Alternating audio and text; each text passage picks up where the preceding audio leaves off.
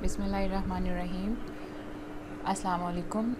हमारा आज का टॉपिक है market forces, supply and demand, how markets work. Market forces, supply, demand actually हैं क्या और किस तरह से वर्क करते हैं, आज हम ओवरऑल इसके बारे में देखेंगे। स्टार्ट हम यहाँ से लेते हैं। Supply and demand are the two words that economist use most often.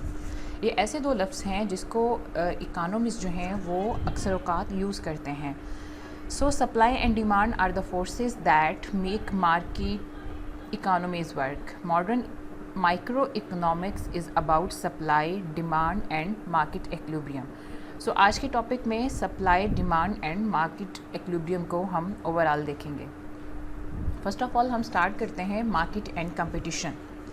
A market is a group of buyer and seller of a particular goods or services. Market में जो है वो overall group of buyer and sellers होते हैं जो कि goods and services like sellers sell कर रहे होते हैं और बायर्स जो हैं वो बाय कर रहे होते हैं, परचेज कर रहे होते हैं। The term supply and demand refer to the behaviour of people as they interact with one another in market. जो सप्लाई एंड डिमांड जो टर्म है ये बेसिकली बिहेवियर ऑफ पीपल है, how they interact with each other in the market. यहाँ पे हम देख रहे हैं market and competition. Buyer determine demand, जो डिमांड होती है वो बायर साइड से होती है एंड जो सप्लाई होती है वो सेलर साइड से होती है। Competitive market, we have some market जिसमें कंपटीशन है। A competitive market is a market in which there are many buyers and sellers so that each has a negligible impact on the market price. competitive market में जो buyer और sellers होते हैं उनका जो influence होता है, जो impact होता है वो बहुत minor होता है, which is negligible, जिसको आप ignore कर सकते हैं। परफेक्ट कंपटीशन की कुछ पॉइंट्स हैं वो हम देख लेते हैं। Product are the same, perfect competition जिस भी मार्केट में ये कंडीशन प्रिवेल कर रही होती है उसमें आपकी जो प्रोडक्ट जो आप सेल कर रहे हैं वो सेम होती है। Numerous buyer and seller so that each can has no influence over price. We have so many buyers and sellers in perfect competition market, और उसमें ये होता है कि ना तो बायर ना ही सेलर किसी का भी प्राइस पे कोई इन्फ्लुएंस नहीं होता, वो उसको कंट्रोल नहीं कर सकते, उस पर कोई इम्पेक्ट नहीं डाल सकते। Buyer and sellers are price takers, उस मार्केट फोर्सेस के through which is demand and supply, जो भी उस दिन की उस पर्टिकुलर मार्केट में परफेक्ट कंपटीशन की सिचुएशन में आपकी प्राइस जो है वो तय पाएगी, उसको आपके जो बायर हैं या जो सेलर हैं उसको उसे फॉलो करना पड़ेगा। Demand, quantity demanded is the amount of a good that buyer are willing and able to purchase. Quantity demanded जो है बेसिकली जो भी आपकी गुड्स एंड सर्विसेज हैं उनकी वो अमाउंट है जिसको कोई भी बायर जो है वो विलिंग होता है या एबल होता है परचेज करने के लिए। Law of demand, quantity demanded and law of demand something else. Law of demand, basically the law of demand states that other things remain constant, the quantity demanded of a good fall when the price of the goods rises. इसके inverse भी हो सकता है, आपकी जो quantity demanded है वो increase भी हो सकती है जब आपकी प्राइजेज़ जो हैं वो डिक्रीज़ हो रही होती हैं।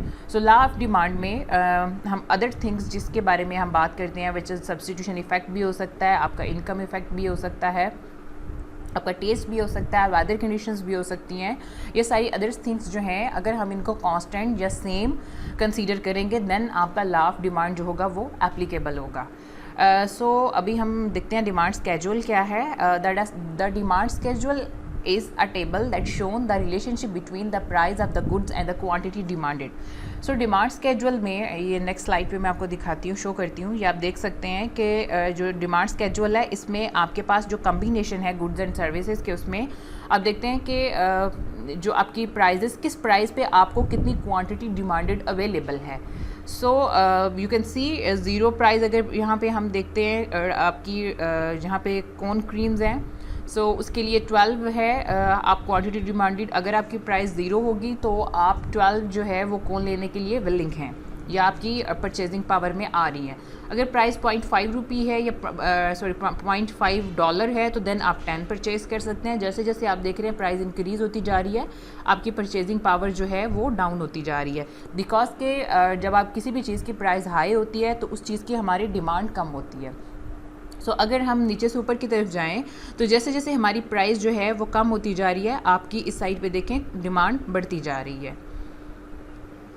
पहले हमें देखा डिमांड स्केड्यूल। अब हम बात करते हैं डिमांड कर्व की। The demand curve is a graph of the relationship between the price of a good and the quantity demanded. हम प्राइस और क्वांटिटी डिमांडेड का जो रिलेशनशिप है वो डिफरेंट पॉइंट मिला के उससे जो हम एक कर्व से या लाइन से जो मिलाते हैं वो हमारा डिमांड कर्व होता है। इस स्लाइड में आप देखें कि यहाँ पे हमने जो एक्स एक्सिस पे लिए वो क्वांटिटी डिमांडेड ली आइसक्रीम की, और वाई एक्सिस पे हमने प्राइस ली। अब ये जो लास्ट पे स्केड्यूल मैंने शो किया था वो यहाँ पे आपको दोबारा से दिखाई दे रहा है। यहाँ पे हमने क्या किया कि डिफरेंट पॉइंट्स लगाए। ये ओरिजिन पे हमेशा ज़ीरो आपकी प्राइस और ज़ीरो क्वांटिटी होती है। तो यहाँ पे आप देखें प्राइस जब ज़ीरो है तो आपकी क्वांटिटी 12 है। तो यहाँ पे इस रीजन वाले पॉइंट पे आपकी प्राइस 0 है और आप यहाँ देख सकते हैं ये इस जगह पे आपकी क्वांटिटी जो है वो 12 है।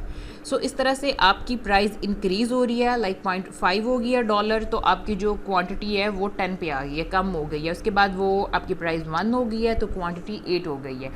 इसी तरह आपकी प्राइस इंक्रीज़ होती जा रही है और आपकी क्वांटिटी जो है वो सुकड़ती जा रही है। हमने डिफरेंट कम्बिनेशन बनाए यहाँ पे प्राइस और क्वांटिटी डिमांडेड के, और इन सब पॉइंट्स को हमने मिलाने के लिए एक लाइन खींची और जो लाइन ड्रॉ की है this is our demand curve. Market demand versus individual demand. अब हम देखेंगे कि एक मार्केट डिमांड होती है, एक इंडिविजुअल। लाइक इंडिविजुअल्स की डिमांड जो कि नॉर्मली हम देखते हैं, इंडिविजुअल लाइक आपकी डिमांड या मेरी डिमांड, और अगर हम सब की डिमांड की बात करें that will be a market demand. Market demand refers to the sum of all individuals demands for a particular goods और सर्विस। लाइक जितने भी इंडिविजुअल्स हैं अगर एज अ होल उनकी डिमांड की बात करें तो वो मिलके क्या है, मार्केट डिमांड बन जाएगी। Graphically, individual demand curve are summed horizontally to obtain the market demand curve. हम different demand curve, individual demand curve draw करते हैं x axis पे, और उनको मिला के एक एज अ होल जो है वो हमारे पास मार्केट डिमांड कर्व मिल जाएगा हमें।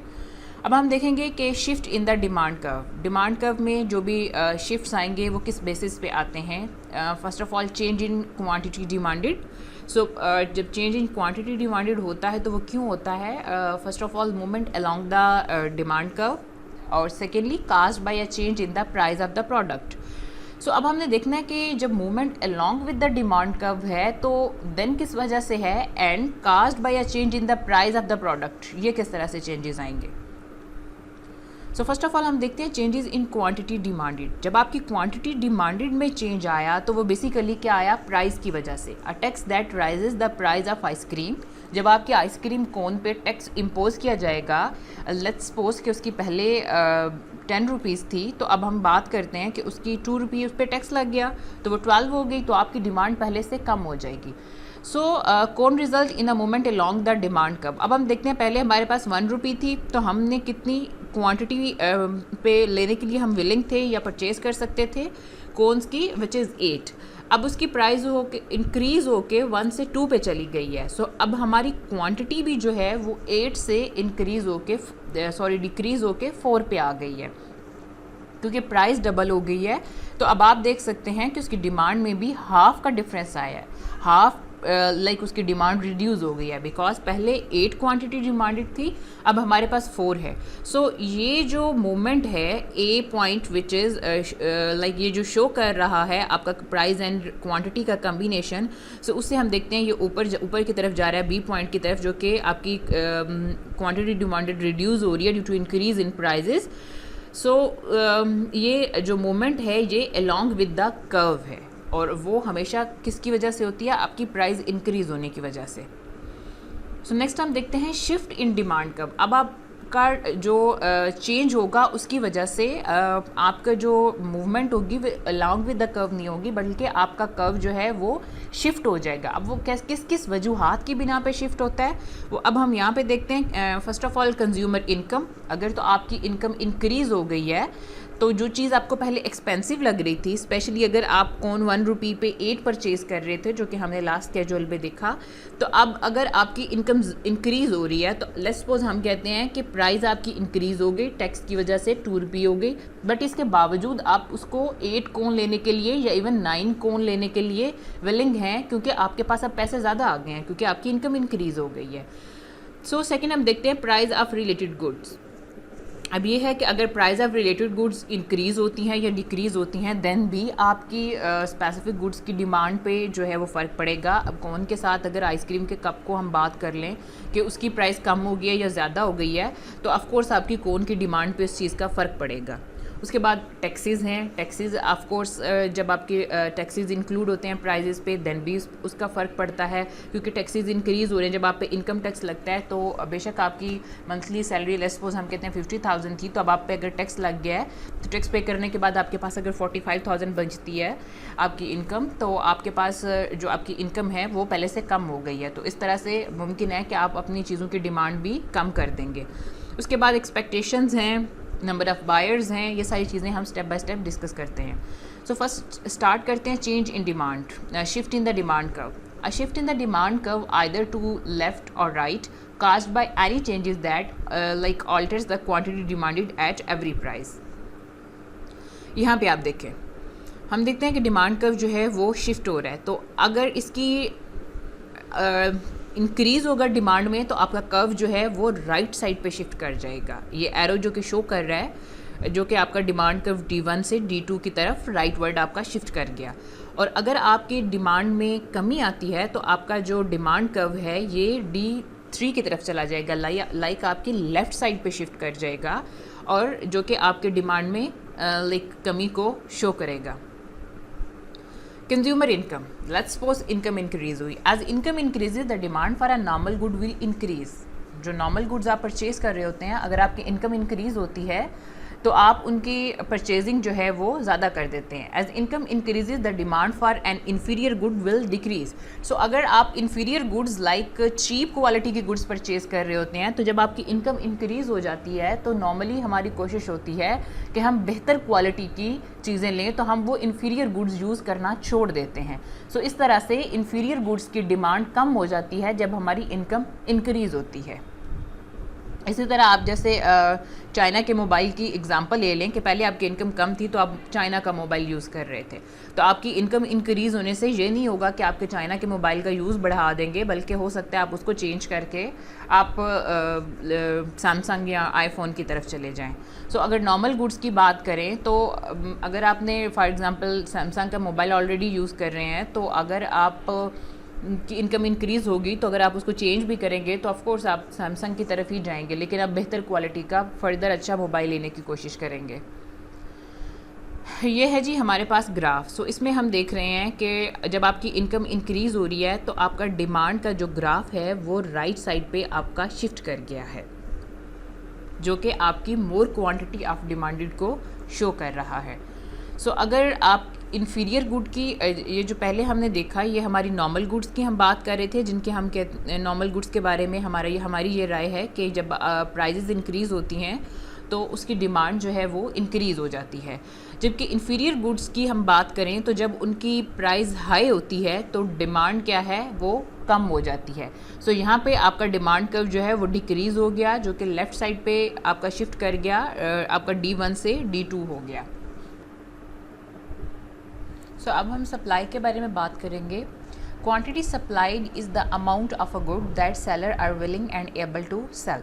सो क्वांटिटी सप्लाइड वो अमाउंट है गुड्स एंड सर्विसेज की जो कि कोई भी सेलर जो है वो सेल करने के लिए विलिंग है या एबल है।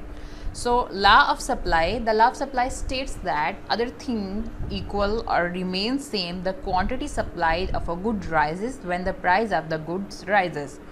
सो क्वांटिटी सप्लाइड इंक्रीज़ होगी या राइज़ होगी उस टाइम पे जब किसी चीज़ की प्राइस इंक्रीज़ होगी।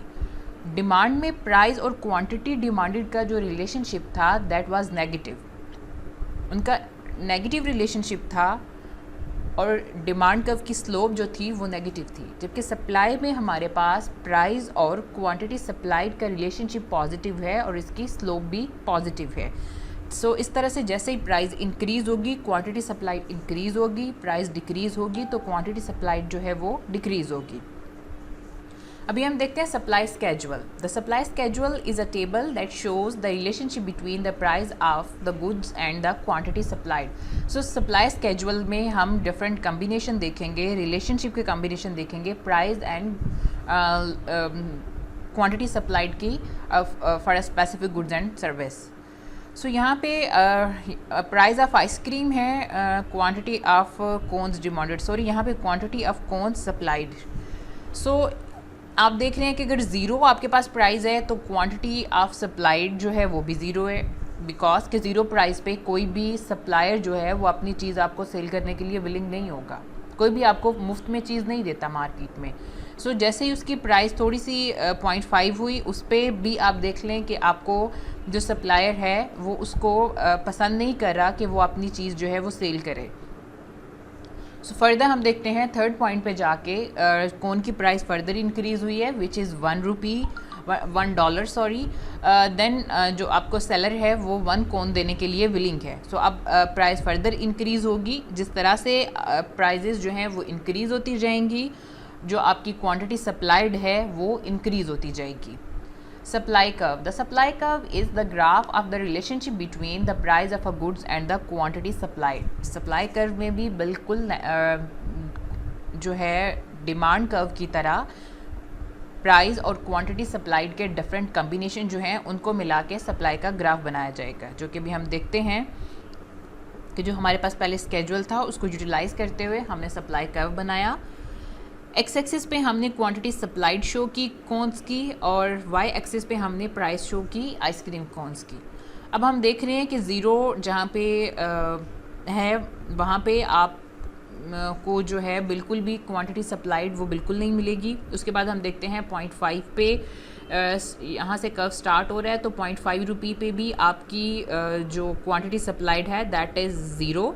उसके बाद 1 रुपये पे आपके पास आपको 1 कोन दी जा रही है, एंड जिस तरह से प्राइस इंक्रीज़ होती जा रही है वैसे ही आपकी क्वांटिटी सप्लाइड भी इंक्रीज़ होती जा रही है।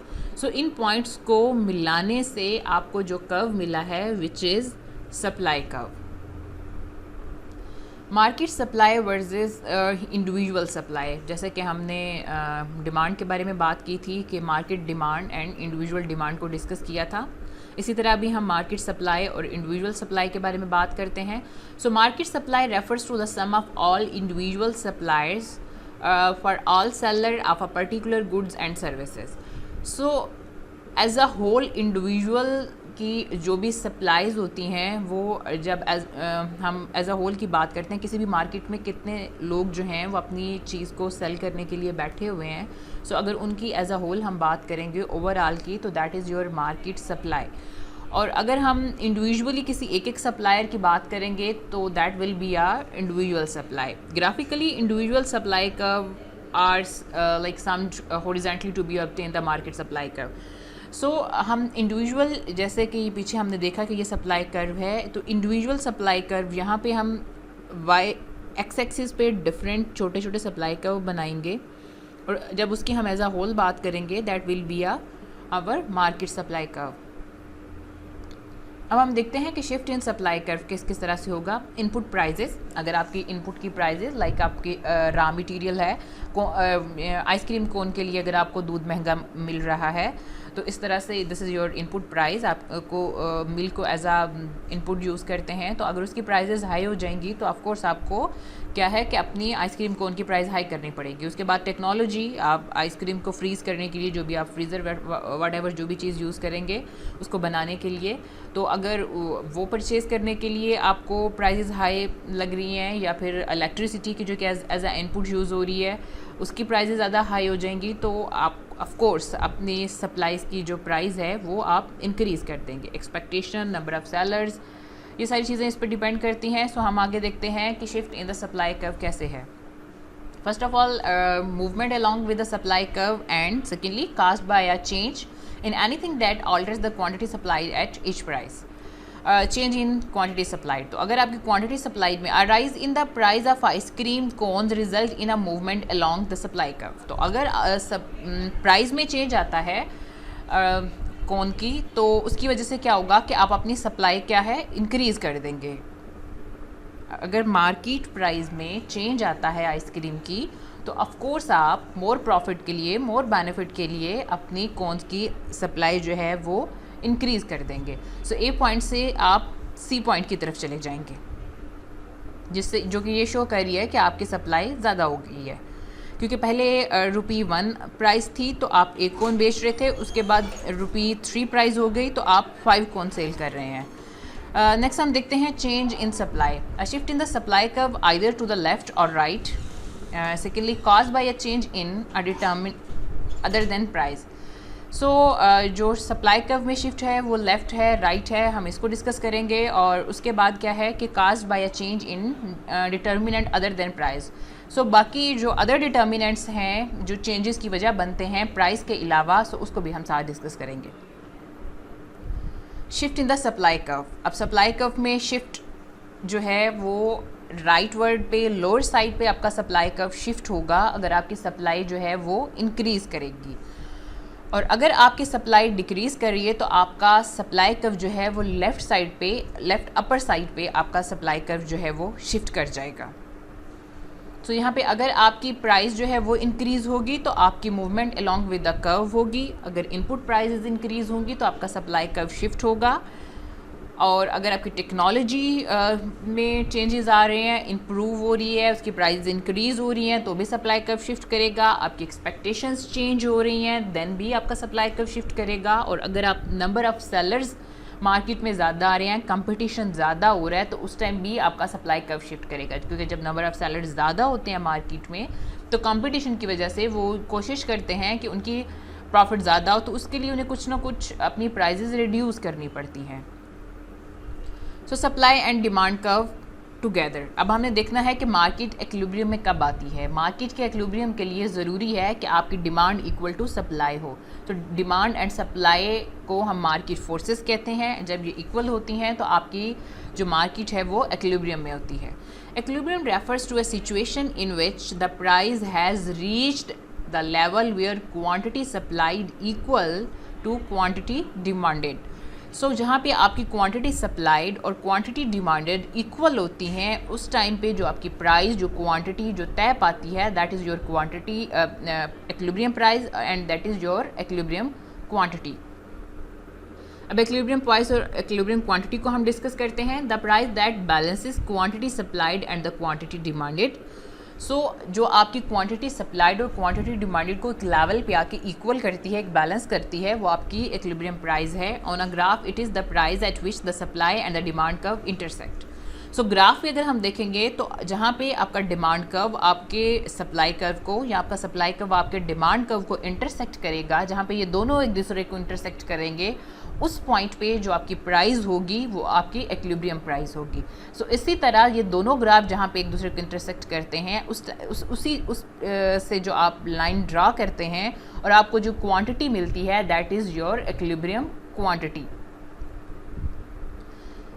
अभी हम देखते हैं ये डिमांड स्केजुअल है, ये सप्लाई स्केजुअल है। यहाँ पे आपकी जो डिमांड है वो ₹2 आइसक्रीम पे जो है वो 7 है, और यहाँ पे आप देख रहे हैं कि स्केजुअल, सप्लाई स्केजुअल में भी ₹2 पे आपकी 7 है। लाइक आप ₹2 पे 7 आइसक्रीम कोन देने के लिए विलिंग है, और यहाँ पे बायर जो है वो ₹2 पे 7 आइसक्रीम कोन लेने के लिए विलिंग है $2 पे। सो हम अभी देखते हैं डायग्राम में, इस लेवल पे आके देखें आप, ये आपका सप्लाई कर्व है which is positive slope, and ये डिमांड कर्व है। और उसके साथ ही ये ₹2 पे जहाँ पे ये दोनों एक दूसरे को इंटरसेक्ट कर रहे हैं, वहाँ से जो हमने लाइन एक्सटेंड की वाई एक्सेस तक, और वहाँ पे जो आपके पास उसकी प्राइस आई है विच इज़ $2, एंड अगर आप उसी एक्विलिब्रियम पॉइंट से नीचे की तरफ लाइन लेके आएंगे एक्स एक्सेस तक, तो वहाँ पे जो आपकी इन दोनों फोर्सेस के इक्वल होने के बाद जो आप क्वांटिटी की बात कर रहे हैं तो विच इज़ 7। सो इस पॉइंट पे आप कह सकते हैं कि मार्केट जो है वो इक्विलिब्रियम में है। अभी हम समरी देखते हैं जी, जो लेक्चर आज का था एज अ होल, उसका कंक्लूजन क्या है। Economist use the model of supply and demand to analyse competitive market. So जो मोस्टली इकोनॉमिस्ट हैं वो सप्लाई और डिमांड का मॉडल जो है वो किस लिए यूज़ करते हैं कि जो मार्केट कंडीशंस हैं, जो मार्केट में कंपटीशंस हैं, वो एनालाइज करने के लिए। In a competitive market there are many buyer and seller, each of whom has little or no influence on the price. So आपकी मार्केट जो कंपटीशन जहाँ पे होता है, फुल कंपटीशन, उसकी कंडीशन ही यही है कि there are so many buyer and sellers. So उस सूरत हाल में जब बहुत ज़्यादा सेलर एंड बायर होते हैं तो वो इंडिविजुअली आपकी प्राइस को इफ़ेक्ट नहीं कर सकते, उनका प्राइस पे इन्फ्लुएंस नहीं रहता। The demand curve shown how the quantity of a good depend upon price. According to the law of demand, as the price of a goods fall, the quantity demanded rises. तो law of demand के accordingly हम देखते हैं कि आपकी price जो है जब कम होती है तो आपकी क्वांटिटी इंक्रीज हो जाती है। So therefore the demand curve slope downward. So demand curve की स्लोप जो है वो डाउनवर्ड होने की सबसे बड़ी वजह ये है क्योंकि जब प्राइजेज हाई होती हैं तो हम कम क्वांटिटी डिमांड करते हैं, और जब आपकी प्राइजेस लो होती हैं तो हम मोर क्वांटिटी डिमांड करते हैं। सो प्राइस और क्वांटिटी डिमांडेड का जो नेगेटिव रिलेशन है उसकी वजह से आपकी डिमांड कर्व की स्लोप जो है वो नेगेटिव होती है। In addition to price, other determinants of how much consumer want to buy include income, the price of a complements and substitutions, taste, exceptions and the number of the buyers। ये सारी चीज़ें भी आपकी demand को बनाने में अपना role play करती हैं।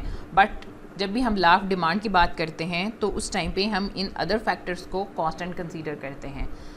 If one of these factors changes the demand curve shifts. So अगर इन सारे फैक्टर में से कोई एक चीज़ चेंज होती है, आपकी इनकम चेंज हो रही है या कम्प्लीमेंट्री गुड्स में कोई चेंजेस आ रहे हैं या आपका सब्सटीट्यूट की प्राइस चेंज हो रही है, आपका टेस्ट चेंज हो रहा है, तो उस टाइम पे क्या होगा कि उसकी वजह से आपका डिमांड कर्व शिफ्ट कर जाएगा। The supply curve shows how the quantity of a good supplied depend upon the price. According to the law of the supply, as the price of goods rises, the quantity supplied rises. So, according to law of supply, अगर आपकी price जो है वो increase हो रही है तो then क्या है, सप्लायर अपनी सप्लाई जो है वो इंक्रीज़ कर देंगे। Therefore, the supply curve slope upward, और and also supply curve slope is positive because के प्राइस एंड क्वांटिटी सप्लाइड का जो रिलेशनशिप है वो पॉजिटिव है, इसलिए सप्लाई कर्व की स्लोप भी पॉजिटिव है। In addition to price, other determinants of how much producer want to sell include input prices, technology, exceptions and number of sellers, etc. So if one of these factors change, the supply curve shifts. Market equilibrium is determined by the interaction of the supply and demand curve. Market equilibrium उस time पे होता है जब आपकी supply और demand curve जो हैं वो इक्वल होते हैं किसी एक पॉइंट पे। At the equilibrium price the quantity demanded equal to the quantity supplied. So equilibrium point पे आपकी प्राइस पे आपकी क्वांटिटी डिमांडेड जो है वो आपकी क्वांटिटी सप्लाइड के इक्वल होती है। The behaviour of buyer and seller naturally drives market toward their equilibrium. So ये रहा आज का लेक्चर। अगर यहाँ इस लेक्चर में से कोई चीज़ आपको समझ नहीं आई, कोई पॉइंट ऐसे हैं जो आप डिस्कस करना चाहते हैं, तो आप वो पॉइंट नोट कर लें। हम इंशाल्लाह जल्दी जूम मीटिंग अरेंज करेंगे। सो आप सबके इंडिविजुअल क्वेश्चंस को इंशाल्लाह आंसर किया जाएगा। Good luck, thank you so much, have a good day.